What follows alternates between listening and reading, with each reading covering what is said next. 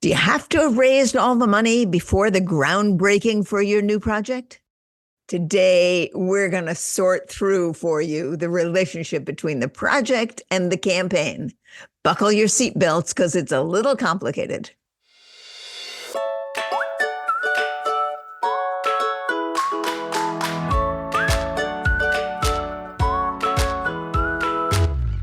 Welcome to All About Capital Campaigns, a podcast that provides fuel for your nonprofit's growth. Each week, Andrea Kihlstedt and Amy Eisenstein, co-founders of Capital Campaign Pro, provide practical tips about raising more money for your nonprofit organization. Here are your hosts, Amy and Andrea.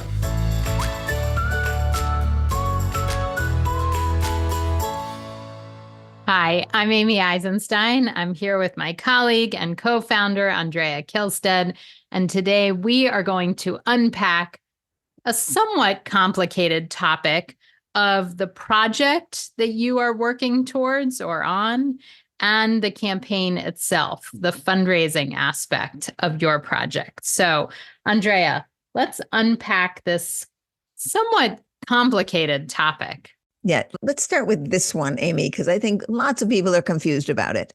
When you are planning a new project for which you're going to do a capital campaign, and for the sake of simplicity, let's assume it's a building campaign. It doesn't have to be, but let's assume it's a building campaign. You want to build a building that's going to cost you $5 million, right? Just to make life simple. Many people believe that you have to raise all that $5 million through a capital campaign, and that the capital campaign and the building expenses have to be the same. But in fact, that's often not the case. There are many ways to fund a building, one of which might be a capital campaign. So it's time to start thinking in terms of some financial planning. Amy, how would you suggest people go about doing that? Yeah, I think that's exactly right. The first step is figuring out what the project is. As you mentioned, maybe it's a building, often it has a building component, but whatever your project is, the idea is then to figure out how you're going to fund the project, how you're going to fund the impact that you want to have. And as you mentioned, there's multiple sources of funding, but I think most people's assumption is that it's all through philanthropy. So let's talk about a few alternative possible funding sources. One is you're going to look and see what the organization has in reserves. And you may or may not want to spend those reserves, but it's a place to start. You may be saving for a big project, and now's the perfect opportunity to use some of those funds. Second, you might get some government support from state, federal, or local funding. There might be some government support for whatever kind of project you're planning or building you're building. Third, you might consider financing.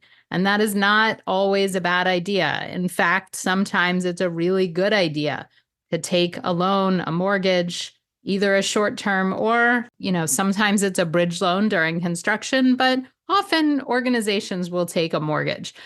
And then you're going to look at a campaign and how much you can raise in philanthropy. And whatever you can raise in philanthropy will help supplement what you're going to take from reserves, what you need from the government, and what you need from a mortgage or financing. So there's lots of ways to think about this. And just one really quick example, let's give, if you look at a hospital, they're going to build a new wing or a new cancer center, and the price tag is $150 million. Well, they're not going to do a campaign for $150 million.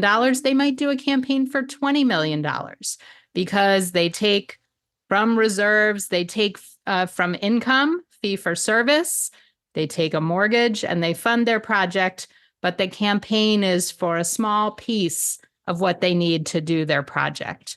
What would you add to that? For an organization like a hospital, they might actually take out a bond, right? Have a bond issue to fund the hospital. That makes perfectly good sense for some institutions. So I think the point is that as you are thinking about a campaign, as you're thinking about a project, let me put it that way, you should get the smartest financial people on your team together and say, let's look at the various ways we might fund this.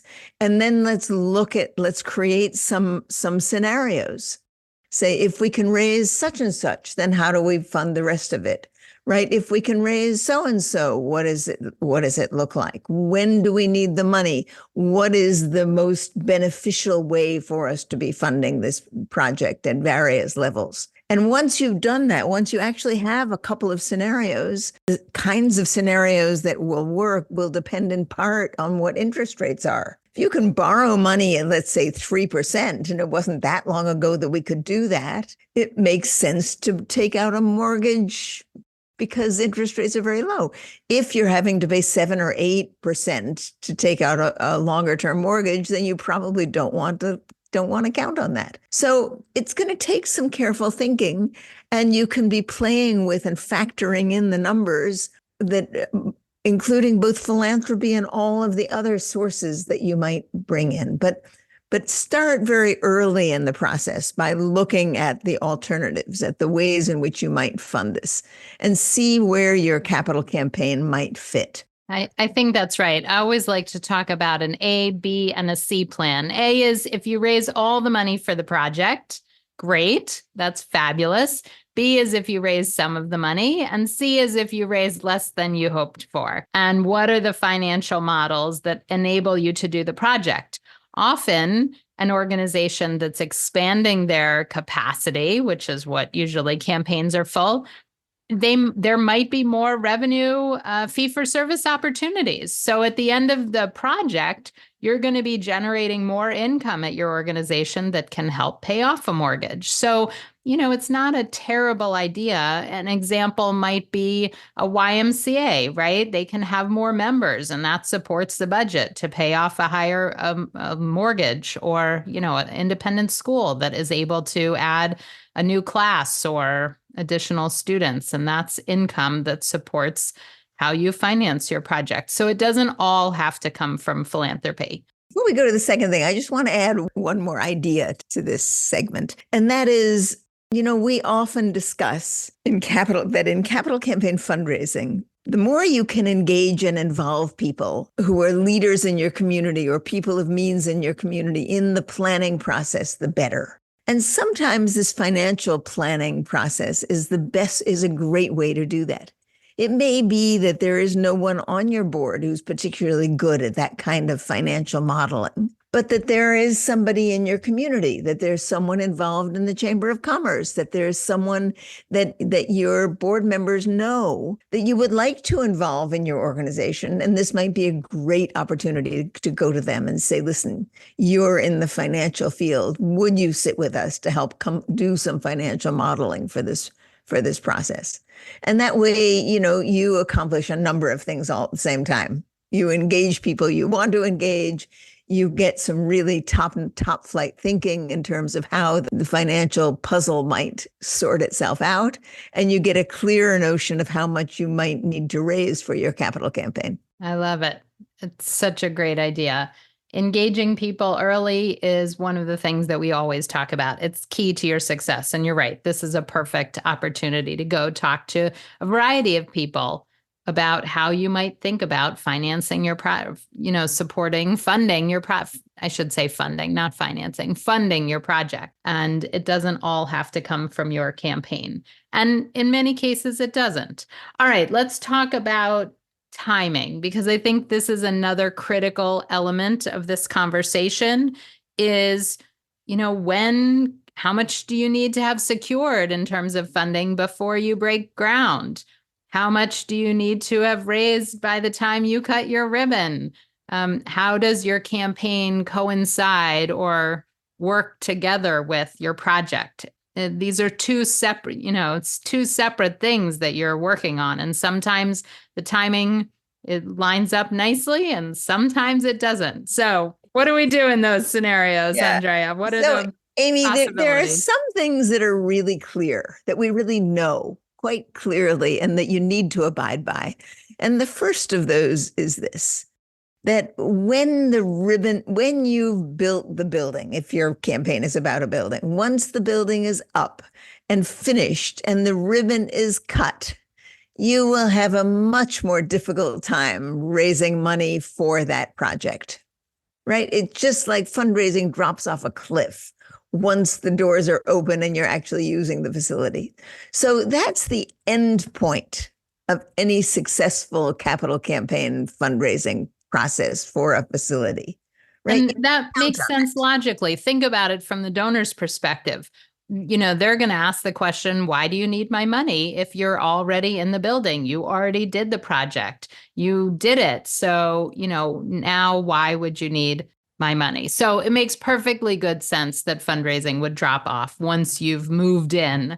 Right. Now, you can keep raising money, of course, for other things. It doesn't mean that all of your fundraising stops, but you have to start raising money for other things, for the future, for what's going to happen in the building, for what's next. The fundraising for the capital campaign for that building is at an end when the ribbon is cut, period. Right? Keep that in mind. All right. So let's back up, though, to the groundbreaking. Yes. Because I think that many people think that that's the end of the fundraising, and that is not the case. Right. And, it's kind of funny that it's not the case, actually. I understand why people think it might be, because the thinking goes like this.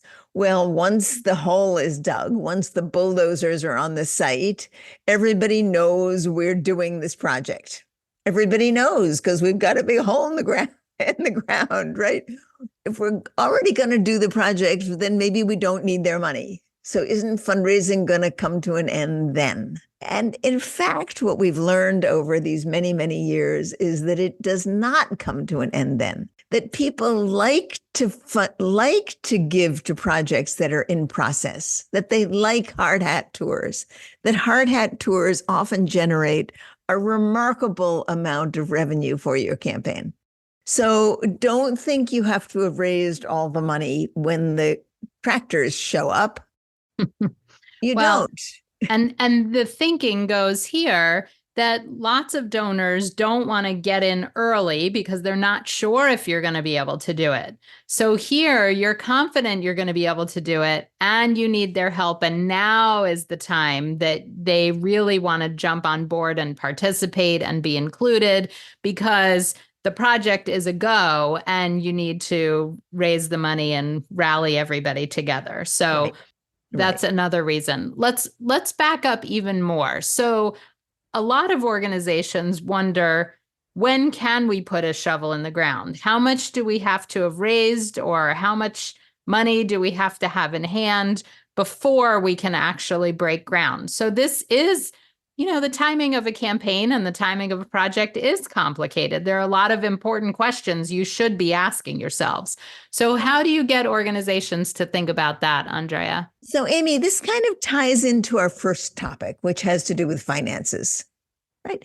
So think about this. If you have an organization, if you're part of an organization that has very, very few cash reserves, that has no financial flexibility, right? That if there's a disaster, the organization is threatened. That kind of organization is going to make one kind of decision, namely that you have to have raised at most of the money before you put the shovel in the ground. Right. On the other hand, there are organizations that have a healthy cash reserve, that have a sense of that know that they can continue. Their programs are really sustaining quite healthily and happily. Organizations like that can take more of a risk. They can put the shovel in the ground earlier when a little less money has already been committed. Now, they don't want to be foolish about it, right? You don't want to put the shovel in the ground and say, oh, whoops, now we need to raise some money. Right. To raise money. Or we're cutting the ribbon and we forgot to raise the money and now we're going to try and raise the money. So that's that. You don't want to do that, right? But take a good look at how financially solid your organization is, right? Can you borrow money? Do you have a good relationship with the bank? Do you have good credit? Have you been around a long time so that you are a solid, sound institution, or not? And many young institutions building buildings have to be very cautious here. So look carefully, do an assessment, and you might do that while you are doing your financial planning, actually, while you're trying to figure out where the money for the project is going to come from. You might then want to ask the question of, okay, how much money should we have had committed through our campaign before we actually make a firm commitment to our contractor. And that's a decision that your executive committee or your entire board will need to approve and vote on. Do you want 50% of the money committed? Do you need 80% of the money committed?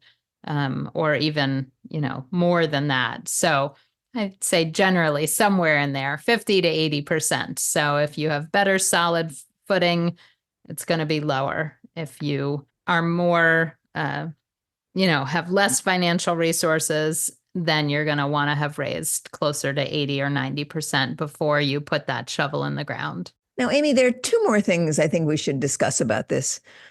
The question comes up some about whether you can move ahead with a capital campaign if you haven't yet identified a site. Yes. If you haven't tied down a site, if you're still looking for property. Can you do a feasibility study is usually the question. Right. Can you do a feasibility study? Can you move ahead? How far do you have to be in order to move ahead? And while sometimes an organization can still be looking for property, it turns out to be fairly difficult to get people to make even early commitments if you don't yet have a piece of property or land, particularly if you are in a part of the country where it's very difficult to identify and tie down the correct piece of property. Right. Sometimes if the real estate market is hot, it can take years to do that. Yeah. Right. So you're getting the point you're about to make, or you're making, Andrea, is that most organizations need to secure property prior to committing to a campaign, prior to raising money, prior to doing a feasibility study. So that, of course, begs the question that if you haven't started raising money, how do you tie down property? How do you secure property before you've started raising any money? I think that's where, so exactly. And you're going to answer that question. I'm going to answer that question. All right. Here's the answer. Well, there may be a number of answers. Your organization may have enough reserves to actually put down something to hold a piece of property for a period of time while you do your due diligence and you do your preliminary campaign planning work. If your organization doesn't have those kinds of resources, you can pull in your top 3 or 4 or 5 donors and ask them to put early gifts towards tying down a piece of property. That's quite common. And it turns out that often people who make early commitments to tie down a piece of property so you can move forward will make gifts later again, right? They make sort of first installation gifts to tie down the property. And that, of course, makes them feel like they are the grandparents of this whole project eventually. They are the grandparents of the project. They are the spearheads. It wouldn't have happened without them. And that's right. And you can tell them that. You should tell them that we're coming to you for early initial gifts because we're confident that we're going to get this project off the ground, but we can't actually start campaign planning in earnest with a feasibility study until we've secured property so that we can go out and talk to potential donors with a real plan in mind, with actual correct financing and planning. I don't mean financing. What do I mean? With the financial plan for the project. Yeah, with a financial campaign plan and a financial plan. Don't go to everybody. Don't make that a full-blown campaign to raise the money to tie down the land. Go to your top and closest donors in a very small team of people, right, to get that money, and do it quietly. Now, that's the way to make that happen. Of course, some listeners are thinking, well, how can we secure the property if we don't know if we're going to be able to do the campaign? Because we haven't done a feasibility study and we haven't raised the money, so we don't actually know if we can do that. And of course, you should be asking that question, and that's the right question to ask. Now, of course, the answer is that you now have property, and if for some reason your campaign is unsuccessful or push comes to shove, you sell the property. Now, I have to admit, I've never seen that happen. I mean, once you secure the property, everybody's motivated to make the project happen and to make it work. And so I don't know of any cases where it's come to that, but certainly you could. That's the fallback plan. Well, and sometimes you don't actually raise the money to buy the property. You raise the money to hold the property for a period of 6 months. You take out an option, you buy an option on the property. Yeah. And if it falls through, you lose that money. Okay, just as long as everyone understands that that's the risk, it's far less money than it would take to buy the property, right? But you need to hold it while you do all the other planning. So that works too. Right. And some owners are going to allow you to do that, and some owners aren't going to want to do that. In the hottest real estate markets, they don't have to do that, and that's not going to be an option for you. But sometimes it will be. And occasionally, you can go to the property owner that you want, and the property owner will be willing to say, listen, I believe in your cause. I'm willing to hold this property off the market for you for 3 months or 6 months. So don't hesitate to ask about that either. Yeah, I think that that's something people assume they won't do, but I see more and more that the property owners are working with the nonprofit. They do have a soft spot in their heart for the nonprofit. They might be philanthropists themselves. So even though they're not going to cut you a deal or give you a discount, they will work with you. They want to make it happen for you, and they can do that. So it's a great option. I think this was a great conversation, Andrea. Yes, I do too, Amy. We should do these technical things more often. All right. So it's good. So now everybody knows ABC plan. You raise all the money, you raise some of the money, you raise less money than you hoped, but there's always multiple financing options and ways to do your project, even if it's not all campaign or all philanthropy. Right. Amy, by the time people finish a successful project and a successful campaign, their brains become very agile and very good at following the opportunities and making lemonade out of lemons. Right. Every campaign is lemonade out of lemons. All right, great. All right, Andrea, thanks so much for sharing your wisdom as always. We'll see you next time.